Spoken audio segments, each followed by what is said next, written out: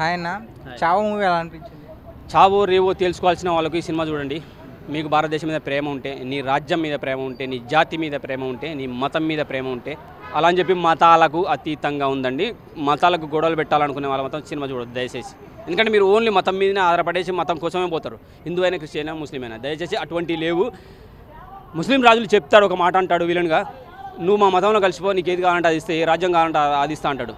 అరే అన్నీ బీకేసిన తర్వాత ఇంకేం చేసుకుంటారు రాబాయ్? కళ్ళు బీకేసినావు, శరీరం మొత్తం రక్తాలుగా పిండి పడేసినావు, ఉప్పు పోసి మంట పెట్టినావు, అగ్నిగోళంగా తయారు చేసినావు ఒక శరీరాన్ని. అన్నీ బీకేసిన తర్వాత ఇంకా ఆయనకి ఏం కావాలి? హ్యాపీగా చనిపోయి హరహర మహాదేవ్ అని శివుడిలో కలిసిపోయే వీరుడు నువ్వు అన్ని బీకేసిన తర్వాత చచ్చిన శవంతో సమానం అక్కడ హీరోని చేసిన వాళ్ళ. నువ్వు అన్నీ పీకేసి మాలో కలిసిపోంటే ఏం చేసుకుంటాడు? కానీ అదే టైంలో వీళ్ళకి ఒక మాట చెప్తాడు హీరో, నువ్వు మాలో కలిసిపో, మా భారత రాజ్యంలో కలిసిపో, నీ కులం కానీ మతం కానీ నేను మారమని చెప్పటం లేదు అన్నాడు. సో శాంతిని ప్రబోధించే మతం ఏదైనా ఉంటే భారతదేశము, భారతమాత ముద్దు బిడ్డలు, హిందూ జాతి మాత్రమే. ఇక్కడ హిందువులకు, ముస్లింలకు, క్రిస్టియన్లకు గొడవలు పెట్టాలని కొంతమంది చెప్తున్నారు. అవి పట్టించుకోకండి. గొడవలు పెట్టాలనే ఉద్దేశం ఎక్కడా లేదు. మొఘలు రాజులు వచ్చి మన దేశం మీద దండయాత్ర ఎలా చేశారో అప్పుడు జరిగిన క్రూరాలు ఏంటో మాత్రమే సినిమాలో చూపించారు. ఎంతవరకు నిజమో మనకు తెలియదు. సినిమా పరంగా చూస్తే సినిమాలో ఉంచుకోవడం వండర్ఫుల్గా ఉంది. బీజిఎం బాగుంది. విలన్ పాత్ర సినిమాలో అన్నిటికన్నా మెయిన్గా హీరో పాత్ర అండ్ విలన్ పాత్ర అండ్ రష్మిక పాత్ర వండర్ఫుల్ అనిపిస్తుంది. ఏఆర్ రెహమాన్ గారి పాటలు కానీ, బీజిఎం కానీ, మ్యూజిక్ కానీ సూపర్ అనిపిస్తుంది. ఖతర్నాక్ అనిపించింది. తెలుగులో బాగా ఊహించుకుంది ఏంటంటే ఎన్టీఆర్ హీరోకి బేస్ వాయిస్ ఉన్నది. ఎన్టీఆర్ చెప్తాడు అని ఎక్కడికో వెళ్ళిపోయాం. అది మా తప్పే, మమ్మల్ని క్షమించండి. ఎందుకంటే ఎన్టీఆర్ వాయిస్ లేకపోవడం వల్ల కొంచెం డిసప్పాయింట్ అయినామా అనుకున్నాం. కానీ ఆ చెప్పిన వాయిస్ అయినా చాలా బేస్ ఉన్నది, చాలా బాగా అనిపించేసింది. ఎందుకంటే మనం ఊహల్లోకి వెళ్తాం కదా, నాకు ఇలా కావాలి. ఆ ఎదవ ఊహల వల్ల మన సినిమాని మనమే తొక్కేస్తాం. మన సినిమా తెలుగు సినిమానే కాదు, మన భారత జాతి సినిమా, భారతీయ సినిమా చూడండి. వండర్ఫుల్ మూవీ అనిపిస్తుంది. కనీసం సాయి కుమార్ మన లేదంటే ప్రభాస్ లేదంటే రామ్ చరణ్ చెప్తే బాగుండే అనే ఫీలింగ్ కలిగింది. అయినా సరే వాయిస్ బాగున్నది. తెలుగు రాష్ట్రాలు రెండే అవటం వల్ల తెలుగులో ఆల్రెడీ మనం హిందీలో సినిమా వచ్చింది కదా, తెలుగులో వస్తుందో రాదు అని ముంజాగ్రత్తగా మనం హిందీలో చూసేసాం. సో ఆ కలెక్షన్లు కూడా మన తెలుగు ప్రజల కలెక్షన్లు కూడా ఆల్రెడీ హిందీలో సెట్ అయిపోయినాయి. సో అందుపరంగా కలెక్షన్లు తెలుగు పరంగా తక్కువ ఉండొచ్చు, కానీ హిట్ కొడతాడు. వీళ్ళు పెట్టిన దానికి డబల్ సాధిస్తారు ఖచ్చితంగా. అన్న, ఇప్పుడు హిందూ ముస్లిం బాయ్ అని మన దేశంలో బాగా నినాదం ఉంటుంది కదా. సో ఈ సినిమా తర్వాత మరి అలాంటి విభేదాలు రావడం కానీ, అంటే నువ్వు ఎక్కువ నేను తక్కువ అనే భావన కలుగుద్దన్న? ఆల్రెడీ చాలా సినిమాలు చూపించారు, అందులో కలిగింది. కానీ ఇందులో కలగదు. ఎందుకంటే హీరో చెప్తాడు, నేను మతం మారమని చెప్పట్లే, కలిసే ఉందాం. ముస్లింలైనా హిందువులైనా భారతదేశంలో ఉన్నారు, బతుకుతున్నారంటే వాళ్ళు భారతీయులు, హిందుస్థాన్లు, భారతమాత ముద్దు బిడ్డలే అన్నట్టుగా ఒక మాట చెప్తాడు అనమాట. సో విడగొట్టాలనే ప్రయత్నం మనమే చేస్తాము. ఎందుకంటే బాగా మత్తులో కూరుకుపోతాంగా, హిందూ అయినా, ముస్లిం అయినా, క్రిస్టియన్ అయినా వాళ్ళు మాత్రమే చెప్తారు. సో అటువంటి ఎవరు పట్టించుకోవద్దండి. కుల మతాలకు అతీతంగా ఉంది ఇప్పుడున్న పరిస్థితుల గురించి చెప్తుంటే భారత రాజ్యాంగం ఏదైతే సూచించిందో, లౌకిక రాజ్యాంగం ఎలా బతకమంటుందో అలాగే ఉండండి, అలాగే బతకండి. గొడవలకు తావు లేదు. సినిమాలో అయితే గొడవలకు తావు లేదు. గొడవలు పెట్టుకోండి అని హిందీ ఇది అక్షయ్ ఖన్నా విలన్గా చేసిన మొఘల్ రాజుగా చెప్పిన ఆయన కూడా గొడవలు పెట్టుకోమని చెప్పలేదు. మన తెలుగు వీరుడిగా సంభాజీగా చేసిన మన విక్కీ కౌశల్ కూడా చెప్పలేదు, కలిసిమెలిసి ఉందామన్నాడు. అయితే అతనేమన్నాడు, విలన్ ఏమంటాడంటే మా మతంలో కలిసిపోము అన్నాడు. కానీ నీ మతాన్ని మొత్తం సర్వనాశనం చేస్తా, మీరు మొత్తం ఇళ్ళకే రావాలి, మిమ్మల్ని చంపిపడతా అనలేదు. సినిమా పరంగా అయితే వండర్ఫుల్గా అనిపించేస్తుంది. Super movie. తెలుగులో లేట్ అవ్వంట ఒక్కటే కొద్దిగా ఇబ్బంది అనిపించింది, కానీ అదే సేమ్ టైంలో డబ్బింగ్గా వచ్చేస్తుంటే ఇంకా తెలుగు కలెక్షన్ కూడా ఇంకా బాగా వచ్చేదన్న. వండర్ఫుల్ మూవీ అనిపించింది నాకైతే. రష్మిక యాక్టింగ్ ఎలా అనిపించింది అన్న? పుష్ప తర్వాత రష్మికకు ఒక మంచి సంచలన సినిమా అనుకోవాలి.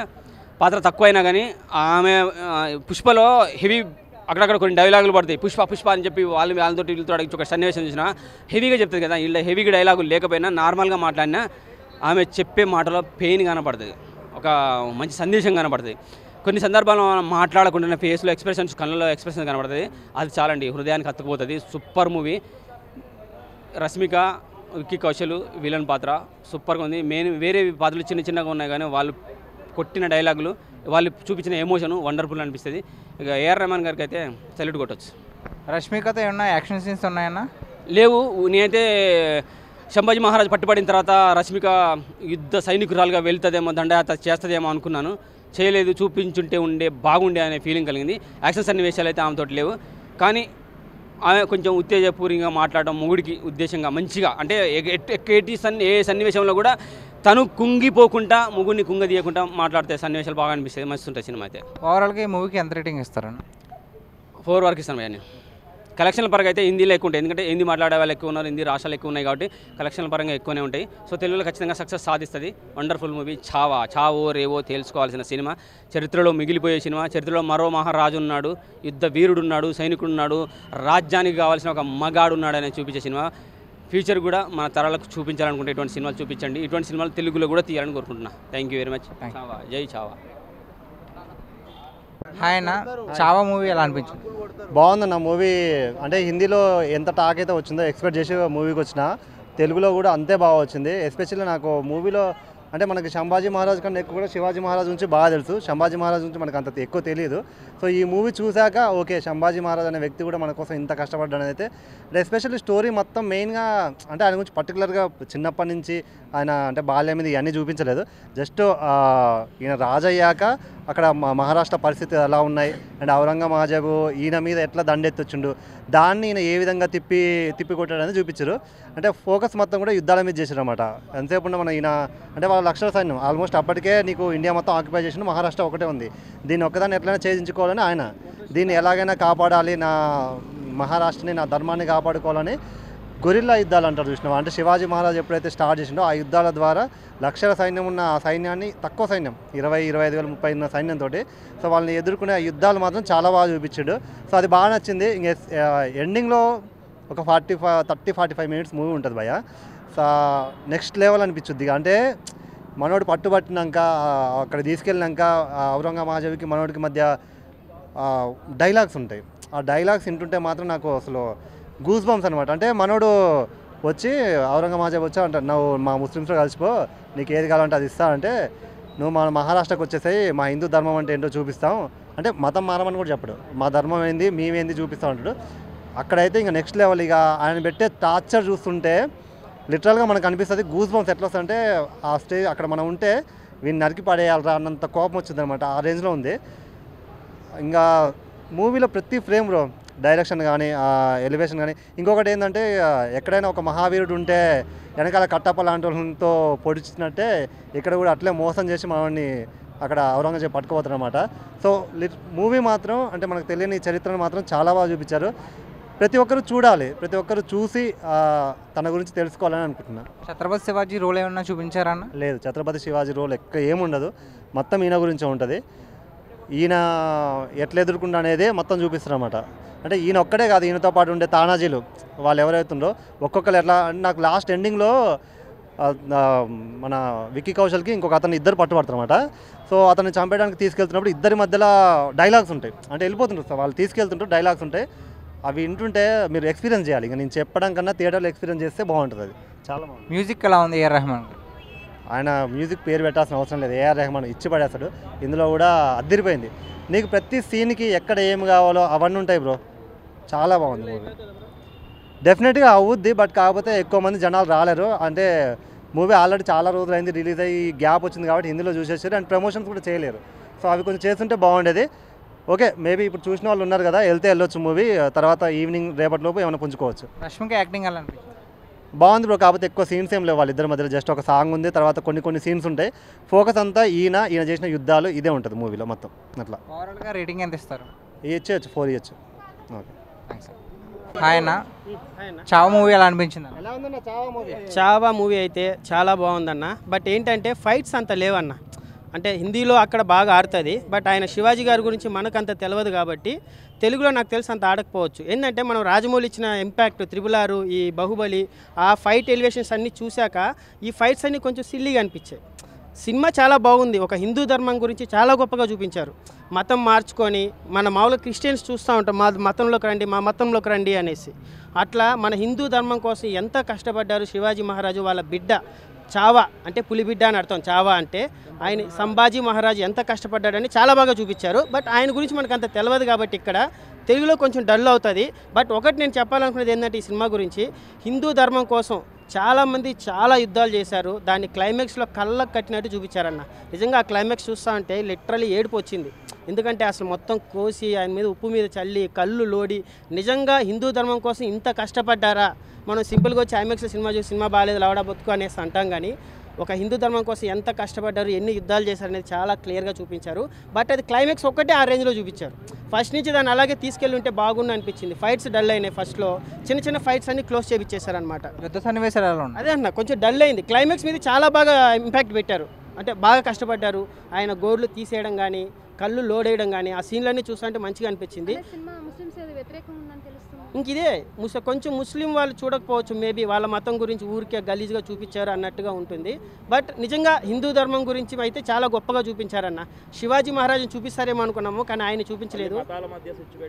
ఉంటుంది నిజంగా. కొంచెం ముస్లింలు అయితే దీనికి కొంచెం యాంటీ అవుతారు. బట్ సినిమా చూసినాక తెలుగులో ఎలా ఉంది అంటే, తెలుగులో మేబీ హిందీలో ఆడినంత గొప్పగా అయితే ఆడదన్న. ఎందుకంటే మన రాజమౌళి ఇచ్చిన ఇంపాక్ట్, ఆ ఫైట్లో ఆ ఎలివేషన్స్ చూశాక సరిపోవట్లేదన్న. క్లైమాక్స్ బాగుంది. అది కూడా హిందూ ధర్మం గురించి. నేను ఒకటే పాయింట్ చెప్తాను మన తెలుగు వాళ్ళకి, అసలు హిందూ ధర్మం గురించి మళ్ళీ క్రిస్టియన్లోకి వెళ్ళిపోతా, ముస్లింల వైపు కలిసిపోతాను అన్న వాళ్ళు ఒకసారి ఈ సినిమా చూడండి. లేదు, విక్కీ కౌశల్ చాలా బాగా చేశాడు. మన తెలుగులో అయితే ఇది ఎవరికి సెట్ అవుతుంది అంటే అందరూ తోపులే ఉన్నారు. అల్లు అర్జున్కైనా చంపేస్తాడు, ఎన్టీఆర్ అయినా చంపేస్తాడు, మన అల్లు అర్జున్. తెలుగులో కూడా ఎవరైనా ఇచ్చినా బాగా చేస్తారు. బట్ హిందీలో మాత్రం విక్కీ కౌశల్కే సెట్ అవుతుంది. పవన్ అన్నది వేరే అన్న. ఇప్పుడు అవ్వని విషయాలు మీరు మాట్లాడకూడదు పవన్ అన్న గురించి. పవన్ అన్న స్థాయి వేరు. ఆయన ఆల్రెడీ చేయాలనుకున్నదని చేస్తున్నాడు. ఎక్కడ పాలిటిక్స్లో ఎవరికైనా ఒక దమ్ము ఉంటే, గొద్దలో దమ్ము ఉంటే ఆడపోయి ఎవరైనా డిప్యూటీ సీఎం అవ్వమని చెప్పండి. ఇక్కడ ఎవరైనా కానీ, పుష్ప అవ్వచ్చు, ప్రభాస్ అవ్వచ్చు, ఎవరైనా కానీ పాలిటిక్స్లో ఏం పీకలేరు. ఆయన చాలా చేసేసాడు. ఆయన గురించి మాట్లాడే అర్హత మనకు లేదు. పవన్ అన్న గురించి తెలుగులోనా? తెలుగులో అయితే డౌటే అమ్మ, కానీ కంపల్సరీ ఒకసారన్నా చూడాలి. ఎన్టీఆర్ ఒక పవన్ అన్న ఫ్యాన్గా చెప్తానా, చావా సినిమా పక్కా సెట్ అయ్యేది తెలుగులో ఎన్టీఆర్కే. రామ్ చరణ్ కూడా సెట్ అవుతుంది. బట్ మన అందరికీ ఓపెన్గా ఒప్పుకోవాలి కదా, వాయిస్ చెప్పాలి అంటే అది ఎన్టీఆర్ గారికి సాధ్యమవుతుంది. మ్యూజిక్ ఎలా ఉందన్న? చాలా బాగుందన్న. క్లైమాక్స్ చాలా బాగుంది. ఓవరాల్గా చావా సినిమా ఫైట్ల పరంగా నాకైతే అంత ఏం అనిపించలేదు. క్లైమాక్స్ మాత్రం డబ్బులు ఇచ్చేయచ్చు. కాంతారా రేంజ్లో ఉంది క్లైమాక్స్ మాత్రం. రష్మికకి ఎందుకు అంత మంచి సినిమాలు పడిపోతున్నాయి? మొన్న పుష్పతో ఊపింది, అంతకుముందు అనిమల్తో ఊపింది, ఇప్పుడు మళ్ళా ఆమెకు నిజంగా ఎక్కడో నక్కతోక దొక్కినట్టు అంత పెద్ద పెద్ద సినిమాలు పడుతుంది. అందుకే ఇండియా క్రష్ అయిపోయింది ఆమె. తెలుగులోనా? నాకు తెలిసి 10 కోట్లు కూడా రావండి. ఎందుకంటే ఇలాంటి మంచి సినిమాలు మనం పోం. మనకంతా పానప్రాక్ సినిమాకి అవే కావాలి. ఇది వద్దు మనకి.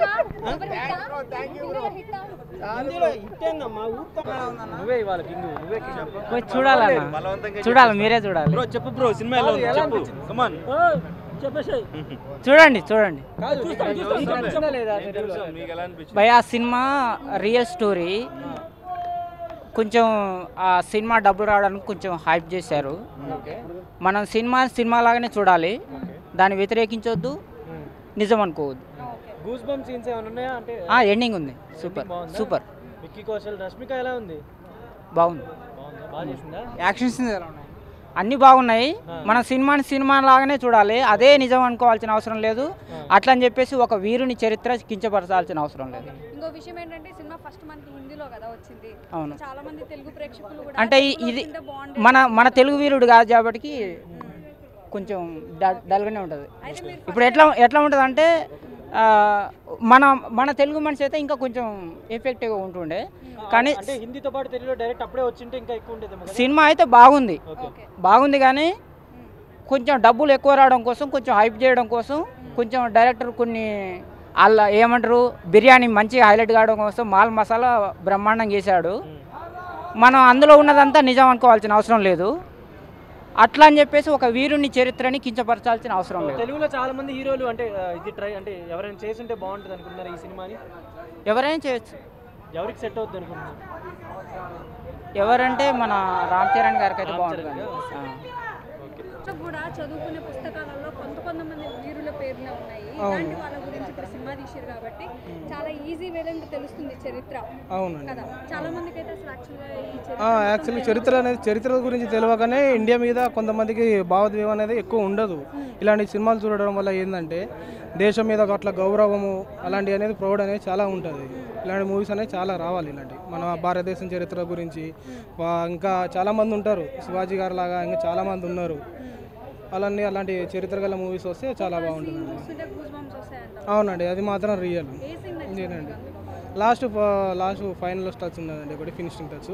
దాంట్లో శివాజీ గారిని అంటే అప్పుడు టార్చర్ చేసిన దాని గురించి ఎట్లా తన ప్రాణత్యాగం చేశారనేది అది చాలా బాగా చూపించారు. యాక్షన్ సీన్స్ ఎలా ఉన్నాయి? బాగున్నాయండి, యాక్షన్ సీన్స్ అన్ని చాలా బాగున్నాయి. రష్మిక మందానా ఇంతకుముందు సినిమాలతో పోలిస్తే ఈ సినిమాలో ఈ సినిమా డిఫరెంట్ క్యారెక్టర్ చాలా యాక్టింగ్ పరంగా బాగున్నదండి, చాలా బాగుంది. ఓవరాల్గా రేటింగ్ ఎంత ఇస్తామన్నా? Rating 5 to 5. ఈ తరం పిల్లలకి అసలు సంభాజీ మహారాజ్ అన్నా కానీ ఛత్రపతి శివాజీ అన్నా కానీ ఎవరు కూడా తెలియదు. కొంతమంది యాక్చువల్గా ఏంటంటే చిన్నప్పటి నుంచి మేము స్కూల్లో చదువుకుంది, కాలేజ్లో చదువుకుంది, యాక్చువల్గా ఇవేం లేవు. ఐ డోంట్ నో వై, నాకు తెలియదు. బట్ ఏంటంటే హిస్టరీ ఎలా చదువుకున్నాం అలాగే ఉంది. బట్ మూవీస్ వల్ల హిస్టరీ నుంచి మూవీస్ తీయడం వల్ల ఇప్పుడు ప్రజెంట్ ఏముంది, మన హిస్టరీ ఏంటి, ఏం దాచారు అని చెప్పేసి అర్థమవుతుంది ఇప్పుడు మూవీస్ వల్ల. ఒక్కొక్క సీన్ చూస్తుంటే లోపల చాలా గూస్బంప్స్ వస్తున్నాయి అనుకుంటాను. రైట్ అండి. మీకు ఎలా అనిపించింది? నాకైతే చాలా అసలు ఏంటంటే అసలు మొఘల్ ఎంపరర్స్ ఏంటి ఇంత క్రూయల్గా ఉన్నారా, హిందూయిజం మీద ఇంత క్రూయల్గా ఉన్నారా, అండ్ వాళ్ళని చివరి వరకు నాకు కళ్ళలో వాటర్ వస్తున్నాయి. చివరి వరకు సంభాజీ అనే ఆయన ఫ్యూచర్లో అంటే నేను చనిపోయినా కానీ నేను ఒప్పుకోలేదు, ఓటమిని ఒప్పుకోలేదు అని చెప్పేసి అని తరం నాకు తర్వాత తరం నా గురించి చెప్పుకోవాలని చెప్పేసి అని చెప్పారు. అది నాకు బాగా నచ్చింది. ఒక చిన్న విషయం, స్టార్టింగ్లో ఈ సినిమాలన్నీ వేరే వేరే లాంగ్వేజెస్లో రిలీజ్ అయ్యాయి. రైట్. ఇప్పుడు తెలుగు ప్రేక్షకులు కూడా మాకు తెలుగులో కావాలని అడిగితేనే ఇది డబ్ చేసి ఇప్పుడు తెలుగులో రిలీజ్. అవునండి. ఈ సినిమా మనకు ముందే వచ్చింటే ఇంకా బాగుండేది. మీ ఫీల్ ఏంటి దీనిపైన? అంటే ముందే రావడం అంటే మనం ఈ సినిమా చూడలేదే అని చాలా మంది బాధపడుతున్నారు. యాక్చువల్లీ ఎక్స్పెక్ట్ చేయలేదు. హిందీలో వచ్చిన తర్వాత తెలుగులో ఇంత బాగా ఆదరిస్తారని చెప్పేసి ఇంత బాగా డిమాండ్ వస్తుందని ఎవరు ఎక్స్పెక్ట్ చేయలేదు.